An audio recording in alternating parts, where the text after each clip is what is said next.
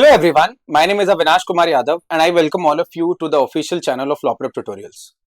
Today I am here in front of all of you to discuss a very compelling issue, that is the issue relating to custodial torture and custodial death.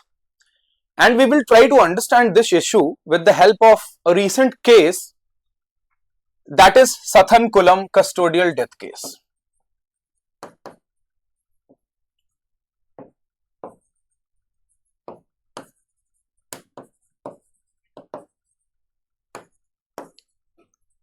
Of 2020. Okay, so Sathankulam basically is a town in Tuticorin district of Tamil Nadu. Now let's try to understand what are the facts of the case here. So, as all of you can see that here a person named Jairaj was arrested by police for violating COVID-19 guidelines. इन्होंने अपनी shop जो permitted our था उसके बाद तक खुला हुआ रखा था, इसलिए उनको पुलिस ने 19 जून 2020 को अरेस्ट कर लिया। इनका बेटा बेनिक्स जब इनके अरेस्ट के बारे में इंक्वायर करने के लिए पुलिस स्टेशन जाता है तो बेटे को भी डिटेन कर लिया जाता है। ओवरनाइट इनके साथ बहुत ज्यादा कस्टोडियल वायलेंस किया जाता है। They were beaten mercilessly by sticks, iron rods and allegedly they were also made to clean their own blood for the purpose of destroying evidence with their own clothes. Due to this, obviously, after some time, both of them finally gave up and they died due to this extreme torture that they had to go through. Now, this basically led to widespread protest. बहुत ज़्यादा protest होते हैं और यहाँ पे अगर हम देखें तो एक बहुत important civil liberty organisation that is JAACT एक बहुत इंपॉर्टेंट रोल प्ले करती है, that is joint action against custodial torture. ये क्या है बेसिकली, ये 80 civil organisations plus opposition political parties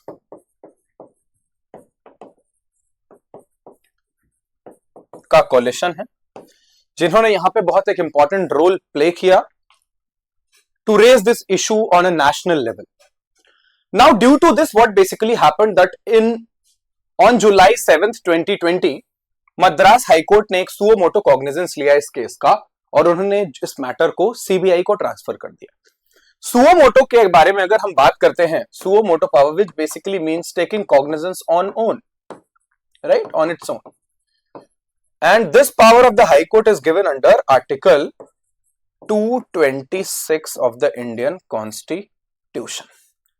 और ये suo motu cognizance court ले सकता है for the purpose of violation of fundamental rights, और secondly in public interest. Talking about CBI basically क्या है? CBI एक statutory body है which has been established under Delhi Police Establishment Act and of 1946 और CBI को establish किया गया in the year 1963. That is something that we have to remember. अब CBI को यहां पे क्या करा गया, इन्वेस्टिगेशन को ट्रांसपेरेंट मैनर में कैरी आउट किया जा सके, इसलिए CBI को केस ट्रांसफर कर दिया गया। फाइनली ये केस हमारे सामने एक इंस्टीट्यूशनल नेग्लिजेंस का भी इशू रेस करता है। यहां पे the doctor who was expected to examine both these persons, उन्होंने इनको डिक्लेयर कर दिया कि ये फिट है रिमांड के लिए, इररिस्पेक्टिव ऑफ द इंजरीज और the violence that they had gone through. Similarly magistrate ने भी इनको क्या किया, रिमांड के पर्पस से एग्जामिनेशन प्रॉपर तरीके से कैरी आउट नहीं किया एंड जेल अथॉरिटीज ने भी इनको एडमिट करते टाइम इनकी क्रिटिकल कंडीशन के बारे में ध्यान नहीं रखा। Now due to this, now we come to a very important question that I want to raise here, that is what happens when the protectors themselves become perpetrators. Basically meaning कि अगर जिन लोगों को यह जिम्मेदारी दी गई है कि वो लोगों की सेफ्टी सिक्योरिटी इंश्योर करें, अगर वही लोगों के लिए खतरा बन जाएंगे तो इसकी वजह से क्या होगा? सो that is a very compelling issue that we need to talk about, and that is our point of discussion in today's video. अब अगर हम इन्वेस्टिगेशन टाइमलाइन की तरफ देखते हैं तो मद्रास हाईकोर्ट ने सुओ मोटो कॉग्निजेंस लिया, केस को ट्रांसफर कर दिया, चार्जशीट फाइल करी गई 2000 से ज्यादा पेजेस की यहां पे इस केस में। So what is chargesheet? Chargesheet एक फॉर्मल डॉक्यूमेंट है, राइट, जो कि इन्वेस्टिगेटिंग एजेंसी जो भी है, पुलिस, सीबीआई, वो प्रिपेयर करते हैं after investigation. This is mainly relating to their findings after the investigation. Charge sheet file करी गई, विटनेसेस को एग्जामिन किया गया। Finally, as a breakthrough here in this case, 9 policemen were convicted on 23rd March 2026. 10 policemen were framed here, right? 10 policemen were charged, but one of them died when the trial was going on. तो 9 जो है उनको convict किया गया है on 23rd March 2026. That is why this issue becomes currently relevant for us as well, right? यहां पे इस conviction पे reach करने के लिए पुलिस कांस्टेबल रेवती का बहुत इंपॉर्टेंट रोल रहा है। जेल सुपरिटेंडेंट जिन्होंने एफआईआर को इनिशिएट किया, उनका भी बहुत इंपॉर्टेंट रोल रहा है। और मैंने आपको बताया JAACT जैसी ऑर्गेनाइजेशंस ने भी कांस्टेंट प्रेशर इंश्योर की वजह से इंश्योर किया that institutions will take this matter very seriously. यह केस हमारे सामने प्रोसीजरल फेलियर्स को भी प्रेजेंट करता है। This mainly is about the fact that we talked about doctor ignoring the injuries or magistrate sending them to remand even after critical injuries and the jail administration admitting them. So this becomes a very important problem here. Now that is how we come to the larger issue.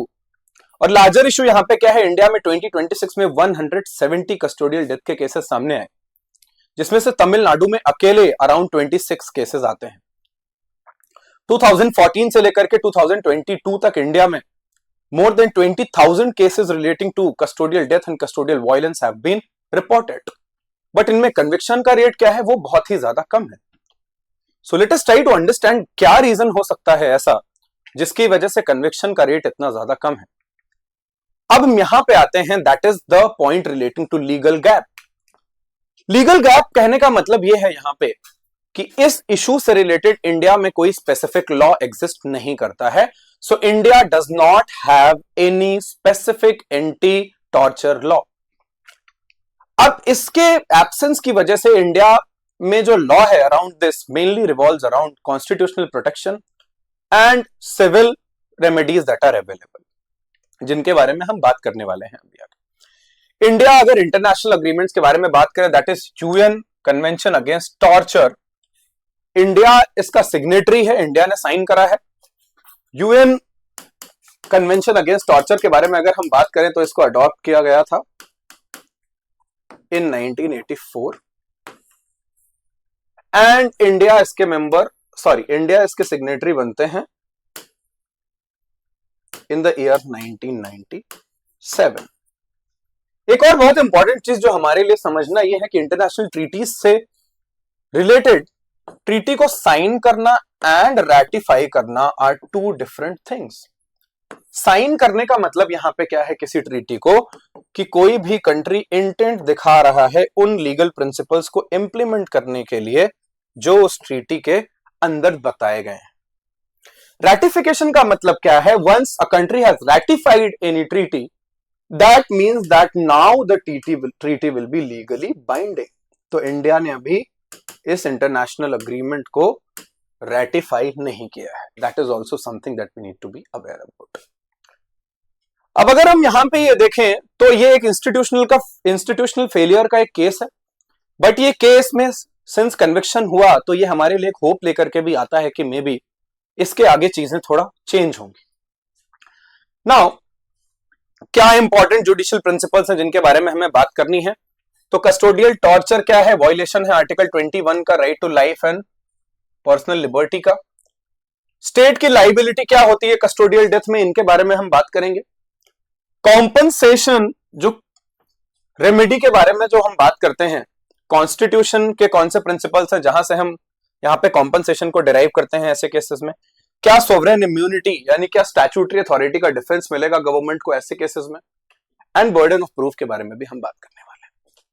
So the first case that I want to explain to all of you here is the landmark case of DK Basu versus West Bengal, जहां पे ये बताया गया कि जो आपका article 21 है, article 21 क्या है, that is right to life and personal liberty. किसी इंसान को no person shall be deprived of their right to life and personal liberty except for the procedure established by law. तो ये बताया गया है कि कोई भी कस्टोडियल टॉर्चर का केस होगा तो it will be against the idea of article 21. और यहां पे कोर्ट ने काफी सारे प्रोसीजर्स भी ले डाउन करे जिनको पुलिस पर्सनल्स को फॉलो करना होता है while they are making an arrest. Provisions like maintaining an arrest memo. Arrest memo के बारे में अगर हम बात करते हैं तो ये क्या है, ये एक डॉक्यूमेंट है जहां पे police personnels are expected to note down the name of the person being arrested, place, grounds of arrest. At the same time, accused person shall have the right to inform the near relative. And medical examination के भी provisions दिए गए हैं कि अगर किसी तरीके का कस्टोडियल टॉर्चर एलिज किया गया है तो medical examination shall be conducted. Also if the police can also request for medical examination in case if they want that it is necessary for the purpose of gathering evidence. Okay, so now one thing that we need to understand here, that in case if someone is not following these principles, so it will lead to state liability and that police officer can also face departmental action. ये चीज हमें क्या करना है, हमें ध्यान में रखना है. नेक्स्ट, नीलावती बेहरा केस बहुत इंपॉर्टेंट है. स्टैट्यूटरी अथॉरिटी का कॉन्सेप्ट है. सो स्टैट्यूटरी अथॉरिटी क्या है, एक डिफेंस है टॉर्ट लॉ के अंदर which says that जो सोवरेन फंक्शंस हैं स्टेट के, वो एग्जेम्प्टेड होते हैं from any kind of civil liability. अब सोवरेन फंक्शंस कौन से फंक्शंस हैं, which can only be carried out by state. तो अगर हम पुलिसिंग के बारे में बात करें तो policing is also a sovereign function. But however Nilavati Behera case ने ये बात स्टैब्लिश करी कि जहां पे वॉयलेशन ऑफ फंडामेंटल राइट है, जहां पे, वैसे केसेस में statutory authority will not apply. Statutory authority ऐसे केसेस में अप्लाई नहीं करेगा और यहां पे स्टेट को उनके एजेंट्स के एक्ट्स के लिए रिस्पॉन्सिबल होल्ड किया जाएगा ऐसे केसेस में. So Nilavati Behera case is also very important and that everyone needs to keep in mind, right. Rudal Shah versus state of Bihar, another important case. इस केस ने इंडिया में कॉन्स्टिट्यूशनल टॉर्ट्स की सबसे पहले नींव रखी या फिर इस कॉन्सेप्ट को लेकर के आए यहाँ पे, जहां ये बात बताई गई कि इलीगल डिटेंशन के केसेस में भी क्या किया जा सकता है, कॉम्पनसेशन दिया जा सकता है. तो कॉन्स्टिट्यूशनल टॉर्ट यहाँ पे अगर हम देखें तो this basically works on the principle of ubi jus ibi remedium, which basically means where there is a right there is remedy. अगर किसी के फंडामेंटल राइट को अगर वायलेट किया गया है तो दैट मींस उनको रेमेडी प्रोवाइड करना पड़ेगा. बी इट स्टेट को भी क्या किया गया, कॉम्पनसेशन पे करने के लिए कहा गया ऐसे केसेस में. सहेली वर्सेस कमिश्नर ऑफ पुलिस, यहां पे स्टेट ने वाइकेरियस लाइबिलिटी का प्रिंसिपल अप्लाई करते हुए कहा कि स्टेट पुलिस ब्रुटैलिटी के लिए रिस्पॉन्सिबल है और अगर किसी भी तरीके की पुलिस ब्रुटैलिटी की वजह से अगर डेथ कॉज होती है तो ऐसे केसेस में कॉम्पनसेशन ग्रांट करना होगा. और अगर किसी एक इंडिविजुअल ऑफिसर के एक्ट की वजह से अगर ये हुआ है तो भी स्टेट को रिस्पॉन्सिबल होल्ड किया जाएगा. These are the principles that we need to keep in mind.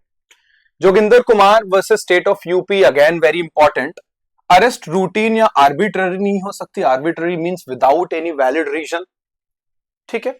Police को नेसेसिटी ऑफ अरेस्ट को जस्टिफाई करना पड़ेगा और अक्यूज्ड के पास राइट होगा कि वो अपने किसी नियर रिलेटिव या फिर किसी फ्रेंड को इन्फॉर्म कर पाए अपने अरेस्ट के बारे में, राइट. यहां पे इलीगल डिटेंशन के बारे में बात करी गई. जब लोगों को इलीगली डिटेन किया जाता है तो यही कई बार रीजन बनता है अल्टीमेटली कस्टोडियल टॉर्चर का आगे चल के. सुनील बत्रा वर्सेस दिल्ली एडमिनिस्ट्रेशन, इस केस के अंदर कोर्ट ने इस बारे में बात करी कि प्रिजनर्स जो हैं अगर वो जेल के अंदर हैं तो that does not mean that they have extinguished their right to life and personal liberty, even they have their fundamental rights. तो यहाँ पे किसी भी तरीके की इनह्यूमन प्रैक्टिसेस जो कि होती हैं प्रिजन्स के अंदर, उनके अगेंस्ट कोर्ट ने यहाँ पे बातचीत करी और यहाँ पे अगेन ये बात बताई गई कि प्रिजन अथॉरिटीज अकाउंटेबल होंगे अगर किसी भी तरीके का वायलेशन होगा कॉन्स्टिट्यूशनल लॉ का, तो ऐसे केसेस में, right. Next is Paramvir Saini versus Baljit Singh. यहां पे ये एक रीसेंट केस है जहां पे कोर्ट ने गाइडलाइंस दी है relating to the fact that CCTV cameras should be installed in the police stations and offices of other investigating agencies, जिससे ये बात इंश्योर हो सके कि किसी भी तरीके का कस्टोडियल वायलेंस या टॉर्चर नहीं किया जा रहा है एक सिनेरियो के अंदर। So these are the safeguards जो कि इंडिया में कैसे इवॉल्व हुए हैं in absence of any specific law. India में ये लॉ पूरा का पूरा आर्टिकल 21 प्लस आपने देखा होगा सिविल, अगर आप देखें लॉ के ऊपर ऑपरेट हो रहा है, स्पेशली अगर हम रेमेडी के बारे में बात करें तो। सिमिलरली अगर हम इसको सातनकुलम केस पे अगर अप्लाई करके देखते हैं तो ये डीके बासु गाइडलाइंस का वायलेशन है since arrest was not made in a proper manner, right. State liability Nilavati Behera के अगर प्रिंसिपल्स को हम लोग यहां पे अगर अप्लाई करते हैं तो स्टेट की लाइबिलिटी हो सकती है for violation of fundamental rights. Police will also be criminally liable for their acts, and this is a case highlighting institutional failure। यहां पे अब आज के जो इंपॉर्टेंट जो कंसर्न है या फिर अभी रीसेंट कंसर्न ये है कि लगातार कस्टोडियल टॉर्चर के केसेस बढ़ते जा रहे हैं। एक्टिविस्ट या फिर people who are dissenting against government bodies, they are being illegally detained. Especially अगर हम बात करें तो marginalised communities are getting affected by this, because in majority of the cases people who are being illegally detained or arrested belong to marginalized communities। तो इसलिए इस law में बहुत अर्जेंटली रिफॉर्म की नीड है। अगर हम लॉ को कंपेयर करते हैं दूसरे कंट्रीज के कंपैरिजन में तो मैंने आपको बताया इंडिया में कोई स्पेसिफिक एंटी टॉर्चर लॉ नहीं है and the law mainly evolves around article 21 that is right to life.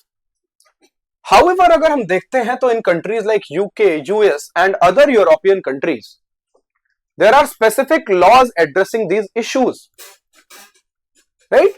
तो अगर आप देखें तो सेक्शन 134 प्रोहिबिट करता है किसी भी तरीके का torture by public officials with fine and imprisonment.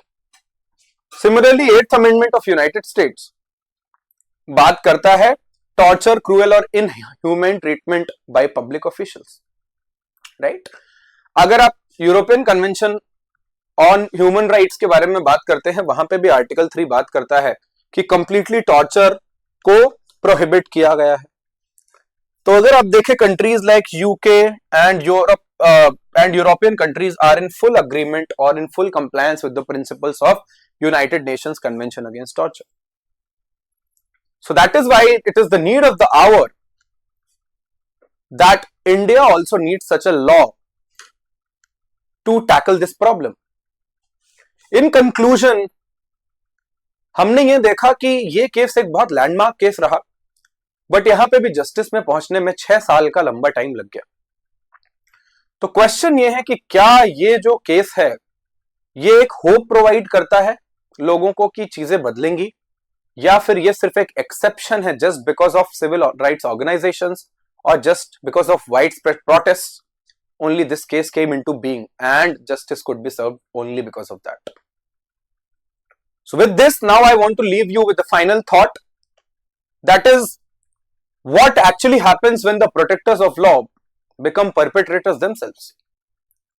और इस केस का जो आउटकम है या फिर जजमेंट है जहां पे पनिश किया गया है पुलिस पर्सनल्स को, क्या ये असली चेंज लेकर के आएगा? Will this bring a real change, या फिर ये सिर्फ एक रेयर एक्सेप्शन है जहां पे हमें ये देखने को मिला कि किसी भी तरीके का रेमेडी ग्रांट किया गया या फिर जस्टिस सर्व हुआ? So this is the question that I want all of you to answer in the chat box. Do let me know in the comment box in case if you guys want me to bring more such videos। Thank you so much and I will see you guys in the next video।